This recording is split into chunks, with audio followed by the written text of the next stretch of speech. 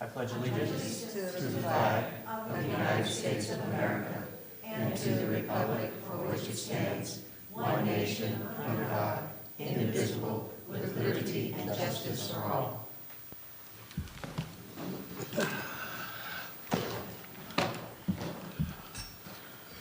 Okay, a roll call. Commissioner Atkins.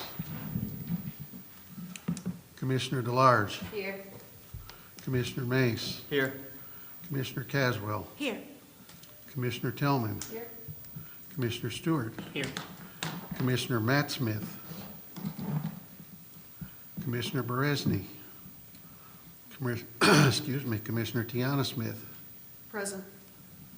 The chair is here, and Director Hargrove. Here. And we do have a quorum.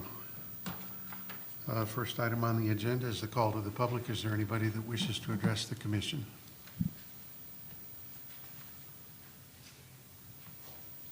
Seeing none. Approval of the minutes, or the February 16th, 2024 meeting summaries. Those were sent out. Vanessa? Yeah. Anybody have any additions, deletions, corrections, changes? Hearing none, they'll stand approved as presented. Agenda items, discussion on the annual election officer certification training as outlined in Governor Hobbs' Elections Task Force document. These are the third and fourth things that I've put on the agenda, trying to get through the whole document in a reasonably short period of time.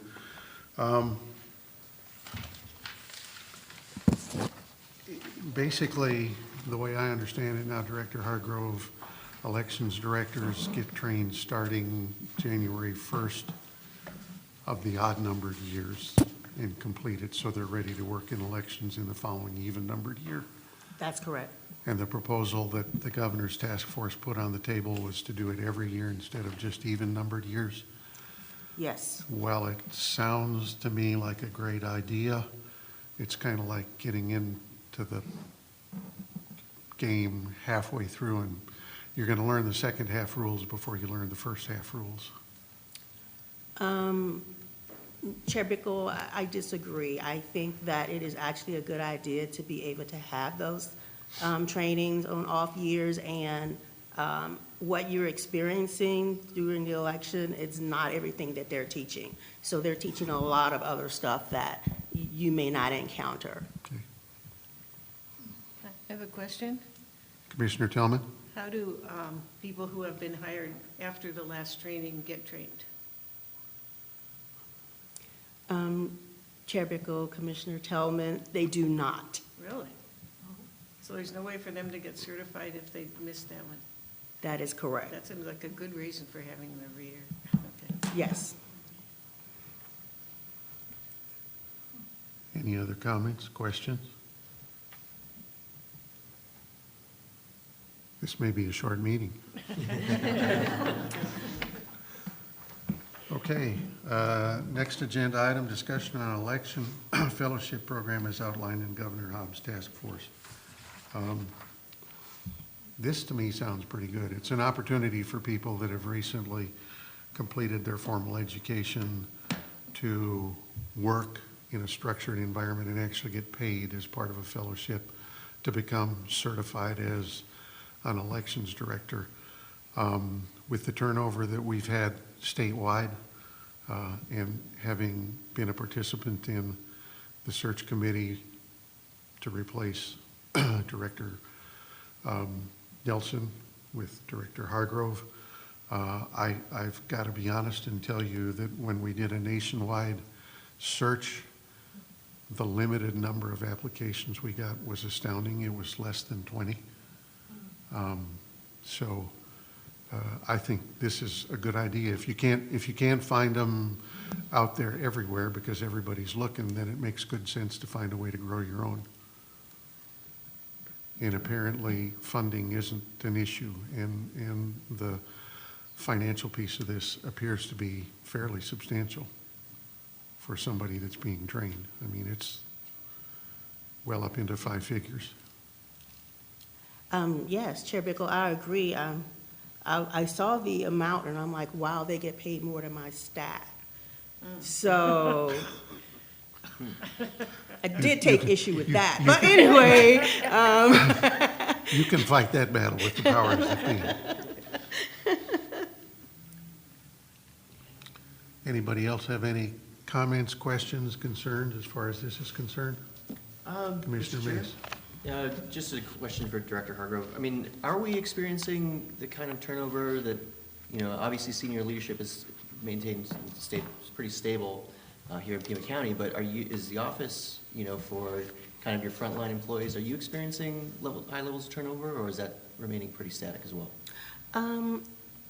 So Chair Bickle and Commissioner Mace, I'm trying to fill positions. So there were a lot of vacancies, and trying to get the right people in the right places is difficult. There are not a lot of people who have a lot of election experience willing to leave where they are and come here to do the job. So I would say the fellowship program would probably be managed feeder program office, or maybe manager positions in the office through an elect director cycle at least, to understand what really goes on in an elections office, because it is a lot of pieces to that puzzle. So we haven't had a lot of turnover, but just getting the right people in the right places has been difficult. Do we have any positions on staff that require a certain certification below the director position? No, sir, we do not. Okay. Okay. Anybody else have questions, comments, concerns? Yes, is the Commissioner fellowship? Stewart? Just a quick question. I've got a fair amount of experience in industry, and we sometimes talk a really good game about staff development, but don't provide the time for that to actually happen. So this fellowship program is for, I haven't read it, so is it for current staff to be able to, move higher in the organization and take more responsibilities? It isn't delineated in the document as to who necessarily. I'm assuming it could be with current staff that wants to move ahead. Actually, no, Chair Bickle, that's not correct. So it's for college graduates. Okay. So those newly graduated with master degrees or things like that, who may want to have a fellowship. So in industry, we were often charged with our own succession plan. Who's the person who's going to take over when you're hit by the bus or you find a better gig? So do we have that at the senior levels in the elections office? Anything like that at all? I hope so. We're working on it. I believe that Mr. George knows that he is expected to step up into that role of director. If anything happens to me, I meet a rich man, I'm not getting hit by a bus. I meet a rich man, get married and run off. Then yes, Mr. George would definitely be, the one that would step into that. And I would dare say that Ms. Figueroa would be the one who would probably step into his position. I like your strategic planning. Chair And Bickle? I would like to point out that Mr. George's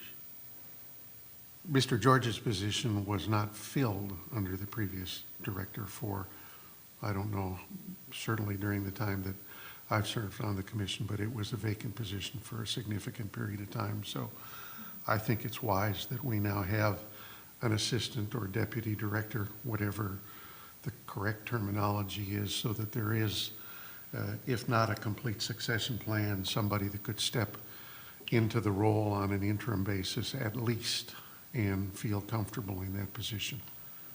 So, Chair Bickle? Commissioner Caswell. Yes, thank you. I would like to thank the Elections Department. I've seen great improvements in the training. I had a lot of feedback from our workers that actually thought the training was very comprehensive, was presented very well, allowed a lot of opportunity to ask questions, but it was comprehensive yet not overwhelming. I was wondering, though, in light of the fellowship program, how many of those poll workers, or if you know the percentage, that have re-upped for the primary to go ahead and re-engage in those positions? I know that I received one myself to re-recruit us for the next, and I was wondering how that recruitment is going, and if you've been able to retain many of those workers from the PPE. So, Chair Bickle, Commissioner Caswell, I will say first, before I defer to Mr. George over here, that all of the comment forms I read about your vote center, everyone was saying, I want to work with her again. So, if there's any indication, then, yeah, I think we've been able to retain quite a few. So, Mr. George? Yeah, as far as retaining the ones who did, we had a lot of new poll workers for this election. The vast majority had indicated that they wanted to continue working in the primary in general. We have a lot of other people who just couldn't work this past one and also want to work there. So, but yeah, it's been pretty overwhelming as far as those who just worked, just went through the training and worked with the PPE that they do want to have. Wonderful, thank you. That's great news. And congratulations on a job well done during the PPE and with the training. Thank you. Thank you. Any other comments, questions? I had a question. Commissioner Tellman? Where is the money for these lavish fellowships supposed to come from? So, Chair Bickle, Commissioner Tellman, the governor is expecting that it will be a grant, and it would come from the SOS, the Secretary of State, and we would apply for the grant for the fellowship. I did have a meeting with a couple of the individuals at the Secretary of State's office and asked if I wanted to participate in the fellowship, because at first, I initially said no, because at first it exempted Maricopa and Pima County. We could not participate unless we paid ourselves. So now they said that it's open to everyone, so it should be a grant. Okay, anything else? Okay. Recap of the presidential preference election. Commissioner Tellman. I was asking for a recap from either Jeremy or Constance, or Sure. both. Sure, I could do that. I think everyone received my report, after action report, very successful. Overall, the election was decided to, pointed out, I decided to try to do a little bit of a comparison from 2022 to 2024, because people forget. And then they just kind of insert things that aren't there. So I tried to do that. But we had 122 vote centers for the PPE election poll work. The board, we actually had 1,131 work. So between workers approved, actually had one day work, we lost about 100 poll workers. We did extensive testing, of course, of the equipment before the election. So we had logic and accuracy testing. We had our internal testing, which involves all of our equipment. And then we had the political parties came in to do their, which is the accuracy test. And then we had the Secretary of State, which is the final check and test before the election. And they came in to do their testing as well. Their testing is, they test all of the scanners. We have 6 DS-850 scanners that we use in central count. So all of the scanners get tested, but they test a sampling of the express votes because it's over 300 express votes. So the Secretary of State doesn't test all of them, they just test the sampling. All of those tests were successful. They passed at 100%, and we were happy about that. We were asked by for the election, the recorder and I, we were asked by the interfaith council to do presentations about the ballot process. So the recorder does the first part, discussing the early ballots and that process. Then we hand it over to me, just like they hand over the ballots.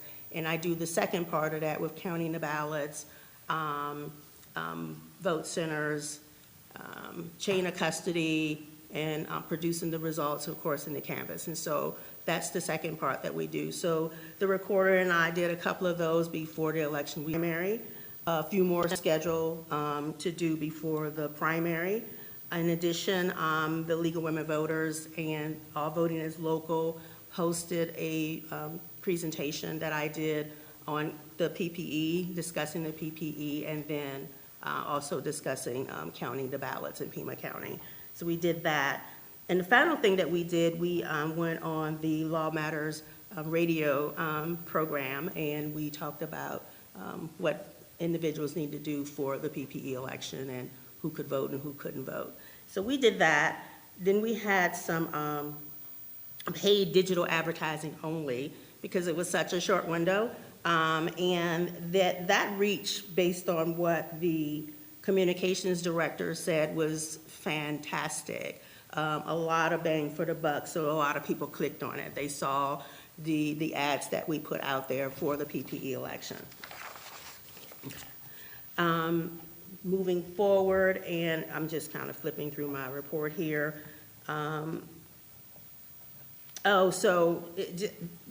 In keeping with what I started in 2022, I developed the expectations that would be required of the elections department in running an election and, of course, running a vote center because they didn't exist. So I decided I would create those. And based on those expectations, then I presented the outcome. So one of the things that was presented to the Board of Supervisors as far as vote centers are concerned was that it would decrease the number of provisional ballots that we would have. And it absolutely has reduced the number of provisional ballots. And there's a little chart in here that goes from 2022 to 2024. And in 2012 to 2024, because I only picked up the presidential preference elections. In 2012, there were 2,467 provisional ballots issued. 1,800 of those were counted. In 2016, there were 8,376 provisional ballots issued, and 5,600 of those counted. And in 2020, there were 3,411 provisional ballots issued. With roughly there were 738 provisional ballots issued, and 105 of those were counted. And the primary reason that most of them were not counted is because they just were not eligible to vote in the election because they were not registered as a Democrat or Republican. So that definitely speaks to the reduction of provisional ballots for people being in the wrong precinct and not being able to vote because they just showed up in the wrong place.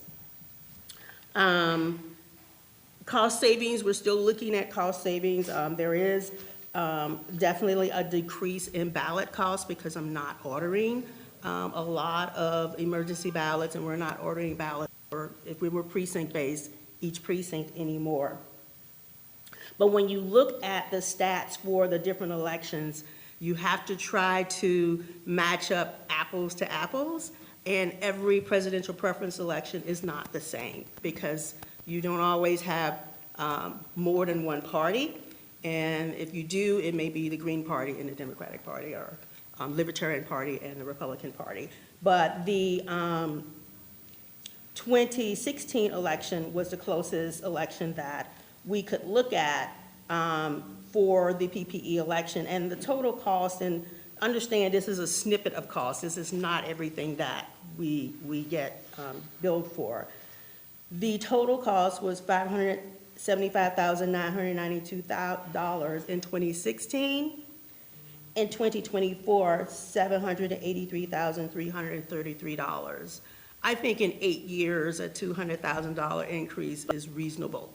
See that you look at as well as we go through, start that change as well as we continue to go through the election cycles. This is important. Definitely did not have any problems having equipment delivered. We do have new cages, and I will I will allow Commissioner Caswell to speak to that. We do have new cages, larger cages where we can fit all of our equipment in there to be deployed except for signs. We're able to put 2 printers in the security cage, and they can stay in the security cage. So you're not taking them out, trying to find somewhere to set them up. And we also Velcro the cradle point, which is the little connector, the little Wi-Fi connector, into the cage. Now the only thing the poll workers have to do is take one cord and plug it in. And their printers are on and their cradle point is on. And then, of course, they set up their electronic poll books on the tables where they want them.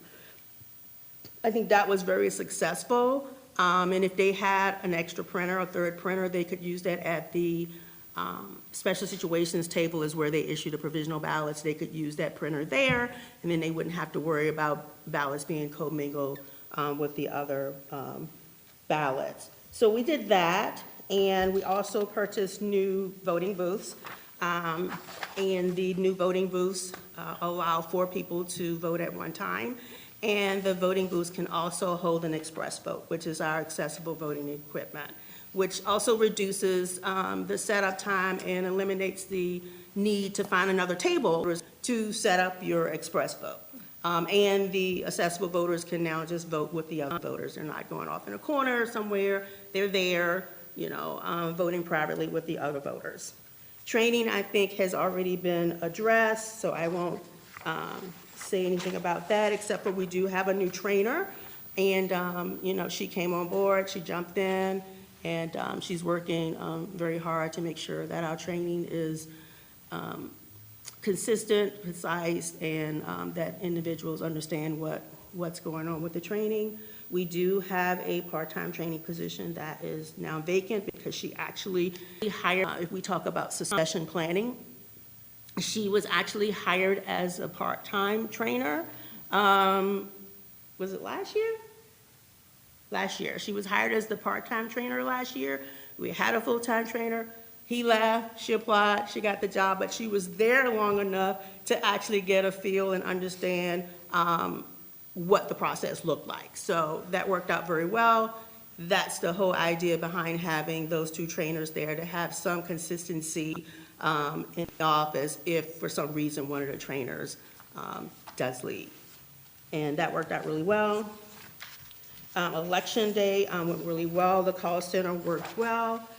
We did not have a lot of trouble calls from the vote centers, mirroring any that they had in 2022. So I think that was very successful. It was a fairly calm day, which is always kind of nerve-wracking for a director because we're always waiting for that other shoe to drop, right? So, even though we prepare and we've tested and we know we're ready, there's always that, what's going to happen today? So, very successful. I'm very happy with everything that my staff was able to get done and all the changes that we were able to make since 2022.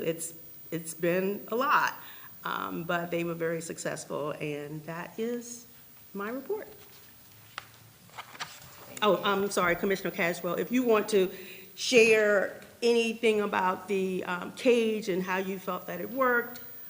Thank you, Director Hargrove and Chairman Bickle.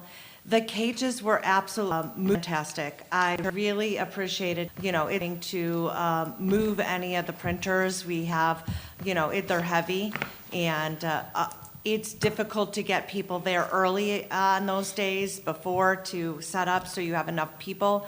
That was such an improvement to have those cages really just able to roll in with that heavy equipment in there.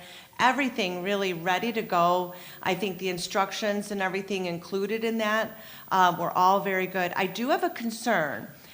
for the next election, only because I know there's a lot more going on a ballot. And I know that this ballot was a regular sized ballot, so we didn't have the issue of having that extra tray extension and needing to have it set up. So I do have concerns, well, how we'll mitigate those issues with a larger ballot, because I know that the cages just don't have a lot more room to spare.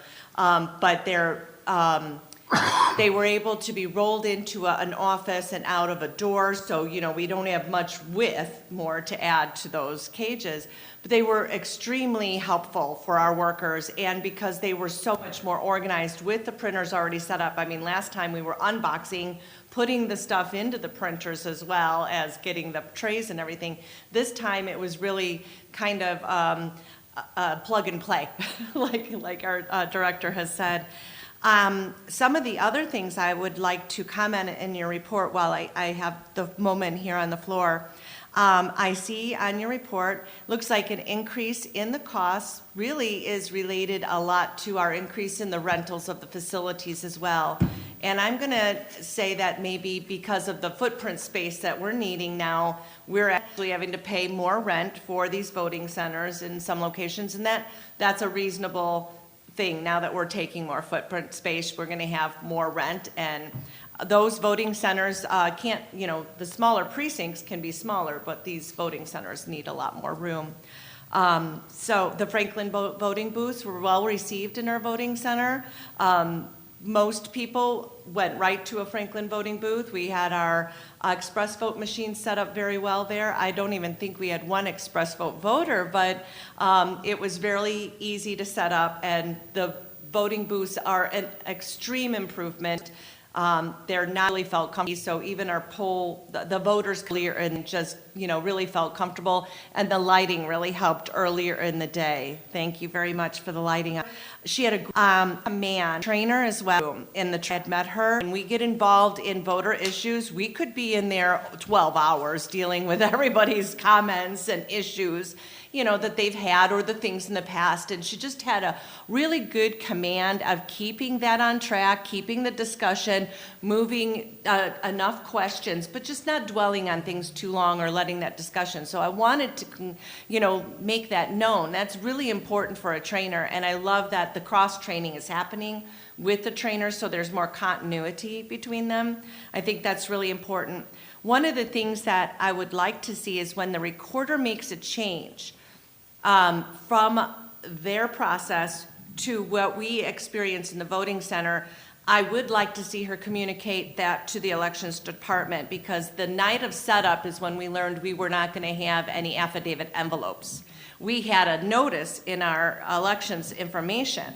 So, as a commissioner and as someone that really loves working in elections, it's not that there was anything wrong with not having it, it's just that it's a change that was not expected. And most people that just went through the training expected to see that supply.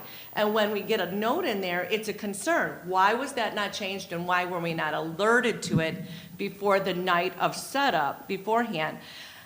The provisional ballots and the early drop-off ballots. Most people are coming in with them in the yellow envelope already. I understand that we didn't really, in the PPE, expect a lot of people bringing in ballots that needed that affidavit envelope, but the workers expect them there. And so when we don't have the supplies expected and they've been trained on a process, it would be nice to know there's a change before the night of before the election. And that's on the recorder side, that they made that change and didn't alert the elections department. And so that was just the only thing I noticed with our workers that they had a concern about that night. I may have moved ahead a little bit on my comments earlier, and I do want to address something in the fellowship program or in the elections task force document provided by the governor. When it comes to the election training, the workers, the fellowship program, those things are all very well and good, but I do have a lot of concerns on that task force, and that is regarding provisional ballots being used as voter registration forms, changing the name of emergency early voting to allow it to be more excuse open, not needing a medical excuse for not attending. So myself as a person, I think that a lot of things being addressed by the governor's elections task force with the recorders who are outside of our elections department and bifurcated from that are moving in an opposite direction than what our voters intend for us to see for more election integrity and stuff. And so for me, I don't think extending our emergency voting or renaming it, rebranding it something other than what it is something that our voters really intend and want to see. So I want to make that known that I do disagree with many of the items in the Hobbs Task Force document. But as far as our elections department in Pima County, you know, working elections for several cycles, several years, I've seen vast improvements, and I'm very pleased. And I think the director is doing a very good job. Workers in the public message is doing a fabulous job answering the questions, getting the information out to us. So I've seen vast improvements, and I'm very pleased with our elections director and the elections department. And I'm getting a lot of good feedback from our workers. Chair Bickle, Director Hargrove. I just want to correct one thing about the recorder. They did notify us, but it was after we'd already started our training and everything was prepared to go. So that's why we sent you guys the notice. So it's not that they didn't notify us. They did tell us you're not getting them, but not in enough time for us to have it in the training classes. I'm sorry. Excuse me. That's all I want. Okay. It's one of our representatives at the state capitol as well. I'm done. Any other comments, questions? You mentioned we had 122 vote centers. If memory serves, we had 129 in 2022. That is correct. Is that number going to change between now and the primary and the general? Chair Bickle, we are in the process of trying to confirm all of our vote centers. I believe we will end up with 125 vote centers. We did lose some vote centers, and in some of those areas, there's not anywhere to replace them. But if you will recall, the vote centers are most of them are within 1 to 3 miles of each other. So if it was a underperforming vote center, say they had less than 200 voters and they dropped out, I'm not necessarily looking to replace those, but I will send out information to the parties to let them see the crosswalk of where we are, what we had. But we were able to add a couple of other vote centers, which brings us back to the 125. Any other questions, comments? Okay, moving right along. A discussion in response to constituent correspondence regarding equipment certification and tabulation. I'm the one that asked to have this put on there just so we could address the issue, and unfortunately, all of our call to the public people are not here today. So, but a couple of things that came out in a piece of correspondence that was sent to the elections director and distributed to the commission. Some points that I'd like to clarify. The first one being SCR 1037. That's not enshrined in law. My understanding is that a concurrent resolution is basically a legislative referendum that will show up on the ballot in November. So if that is passed, then it becomes enshrined in law, and we'll have to address some issues that come as part of that document. And if it fails, we don't. So, and basically what SCR 1037 in a very large nutshell addresses is the manufacture of election equipment outside the boundaries of the United States and requiring everything to be manufactured in this country. I have some concerns about that. There are things that other countries do better than us. I know that's hard to believe, but Swiss watches are still better than some of the ones that are made in this country. So, as an example. The other thing, there was concern about electronic voting systems, and the express votes to some degree are an electronic voting system, but they are not electronically involved in the tabulation system, and no results are transmitted from the express vote to central count. What the what the voter ends up with is a paper ballot. Every ballot that's cast in Pima County is a paper ballot. Yes, the decision is made electronically, but once the decision is made on the express vote, the voter does have an opportunity to look at what they've done, change it if they want. Once they're satisfied with what they see on the screen, they print out a paper ballot that doesn't look like a regular ballot, but it is nonetheless a paper ballot, and they have the opportunity to review their vote on that ballot counted well before they actually turn that ballot in to be counted. Is that correct? Chair Bickle, yes, that is correct. So we don't do any in the cyber universe ballot counting tabulation. That's all done. All of our tabulating is done at central count. Is that correct? That's correct. So the only thing we have to worry about is the security of the 6 DS-850s. Yes, sir. Okay. There was some reference made to the VCVC, which is the Vote Count Verification Committee, which I served on in the past. I don't put a lot of store in what they do, but that's neither here nor there. But one of the items that was addressed by somebody that wrote a rather lengthy epistle to that group and was referenced in the correspondence from one of our constituents here is the ability of a voter in a polling location to verify their ballot with anybody. Well, once you show your completed ballot to somebody as an election worker to make sure you did it right, it's not a secret ballot anymore. I mean, that's the whole point of giving you the opportunity to look at it, and if you think you made a mistake, fine, take it up to the election worker and say, I think I did something wrong, I'd like to spoil this ballot and try again.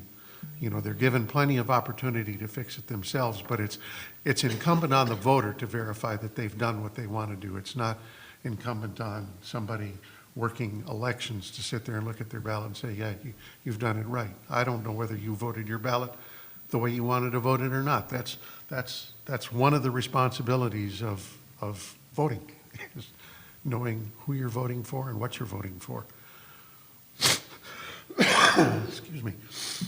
That's basically all I wanted to address as far as that piece of communication is concerned.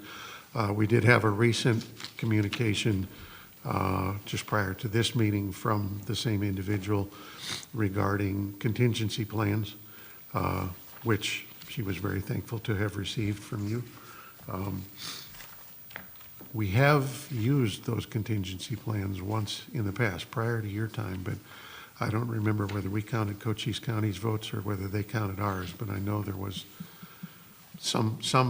one of the counties in southern Arizona had problems with their tabulating equipment, and they had to be downloaded onto flash drives and transported to somewhere else. But it does work. It's not as fast because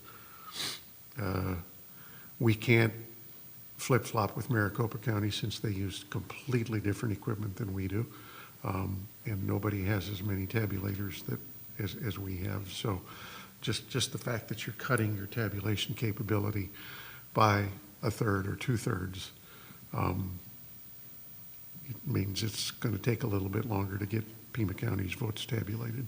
So, and a lot of her comments have to do with the tabulation equipment being improperly certified. I don't know that there's a whole lot that this commission can do about that. We can certainly voice our opinion or their opinion to the Board of Supervisors, although they've done a good job of doing that themselves. In conversations that I've had with those people in the past, it's to the point where if they want to see further action on that, it's going to require litigation, which my understanding, based on the information that she's presented to this group, is that it's an issue that's correctly being litigated in the state of Missouri, if my memory serves me correctly. So, and looking to this commission to, we don't budget to litigate an attorney, and unless we're willing to find an attorney that's willing to handle our case pro bono. But I don't believe we have standing to litigate something like that because we're not an aggrieved party. Nothing that has happened, whether the tabulating machines are certified or not certified, as it ultimately ends up getting litigated, but it has no effect on this group, so we have no standing to sue. So an ongoing subject that I'm sure we'll continue to hear more about, but I just felt like at least we've addressed it. They know we've seen it, we've heard it. We haven't talked about it here, but anybody have any comments, questions on that particular issue? Chair Bickle? Director Hargrove. I will just say that in the memo, it spoke to the equipment needing to be certified to a certain standard for federal elections. And the thing to really think about is that this equipment is used nationally, and we've had a couple of federal elections. And if for some reason they were not certified at the federal level, somebody would know. It would be more than one lawsuit, it would be more than two lawsuits, it would be more than three lawsuits.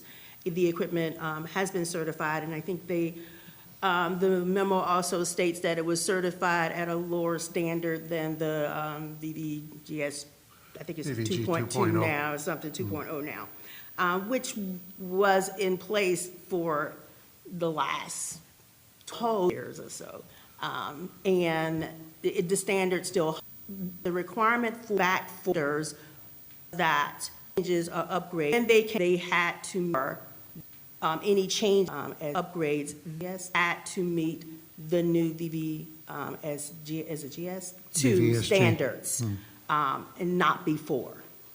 So it would still be certified and still valid at the upgrades and changes standard until they did come back with any new upgrades and changes. Yeah, and to elaborate on that a little bit, the first V in VVSG is voluntary. Yes. There is no federal requirement that the systems be certified to that standard. It's up to the states to determine whether or not they want them certified to VVSG 1 or VVSG 2. The other thing that I think it's important to understand is it isn't that we get a DS 850 that is certified. It's the complete ES&S package that gets certified as a whole. And we do not come close to using all of the equipment that's in that package. The DS200s, the express votes, the DS350s, the 850s, now the 950s. So it's certified as a complete system. There's no requirement that we use all of those. I will say there's another issue that she's brought up a significant number of times, and it's the way she reads the statute. There currently is no requirement that the e-poll books or the BOD printers be certified. It is an issue that the Secretary of State is looking at, whether that will become a national issue or not, but there are things now that outside of what has been certified in the past have the opportunity to have a material impact on the results of an election, and they're looking at coming up with certification for both e-poll books and BOD printers. So, and like everything else, when it comes to stuff like this, it's going to take a while to get to the point where we've got a mechanism to make that happen, but it certainly is on the radar screen within the state of Arizona. So I think that's something that's going to happen sooner or later. It depends on how long they can come up with a way to certify those things. And I think probably the bigger issue you have is with the BOD printers, because they are essentially an off-the-shelf piece of equipment that is going to have a limited lifespan, probably a shorter limited lifespan of support from the manufacturer than it is from the usability perspective of the county as far as a piece of voting equipment is concerned. So, you know, the hard part there is going to be keeping up certification on whatever happens to be available. And I think when we bought those printers, we bought 250 plus or minus 10 or 20. But when all of those, and I have no idea what we paid per printer, but when it gets to the point where all of those printers need to be replaced again, it's going to be a significant cost, and our DS-850s are still perfectly well functioning, but the technology that's out there is changing significantly. Having spent some time with the people from ESS that did the software updates this past summer, there are some interesting things that they've done with the update to the DS-950 that I think, it's actually a slower piece of equipment, but I think it's a better functioning piece of equipment. So does things differently than the DS-850 does. So, you know, it took us 2 batches of purchasing to get the 6 DS-850s. I think we bought 4 and then bought 2 more. So not something that's going to come cheap, but I think as we continue to address issues with election performance, going proactive rather than active as far as the equipment is concerned. So anything else from anybody? Well, Chair Bickle, Director Hargrove. I will say that Virginia does certify EPO books. Okay. There's a template out there somewhere. I'm sure there is. Future agenda items. Vanessa, I'd like to see the next 2 items on the Secretary of State's task force report on there. The other thing I would like is a discussion on the general election ballot as far as size, length. I know there are several voter initiatives that are anticipated to make the ballot. There are even more legislative referenda that are anticipated to be on the ballot. I know there are legal requirements for the language that needs to be on the ballot for both the initiatives and the referenda. And this could get to be a 3-foot-long ballot if we're not careful. And I'm sure there's ways to deal with it, but I would like to have a discussion about those, what we can expect to see, particularly if we get to the point where we're dealing with a multi-page ballot, which I think is a possibility, or a very long ballot, and how that's going to be dealt with, just from a voter education perspective. And I don't want to get into see that on the today, but please. I'd like to see that on the agenda, please. Anybody else have any future agenda items at this time?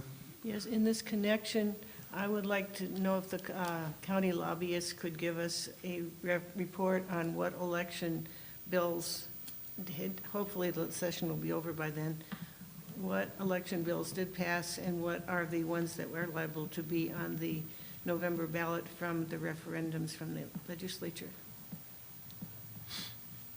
Okay, anybody have anything else? When will we have a calendar for the general election?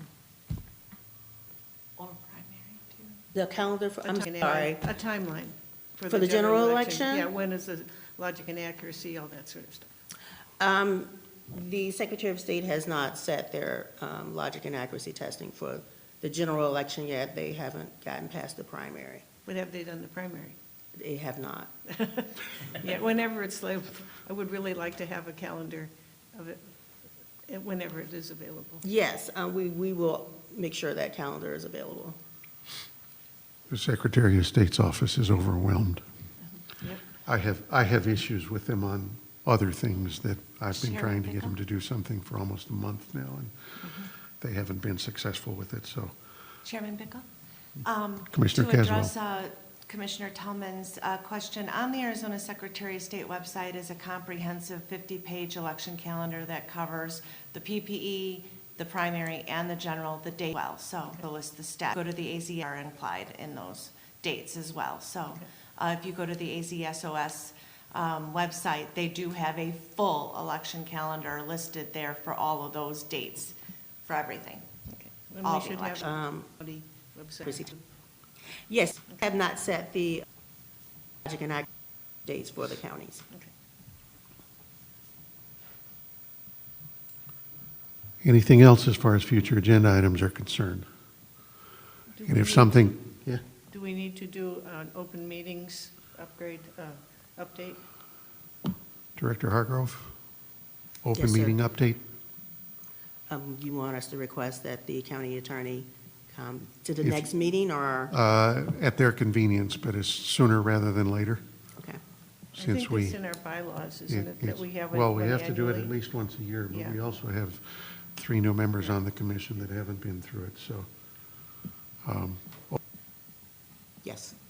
okay. Open meeting update. Anything else as future agenda items? And if something comes to your mind between now and a week or two before the next meeting, please let Vanessa know and we'll get it on the agenda. Next meeting date is May 17th, 2024. Does anybody have any problems with that? Okay, that will stand. And I'll get a hold of Commissioner Beresny. I will not be here in the month of September. I'm going on vacation. I will be in Europe for the whole month, so.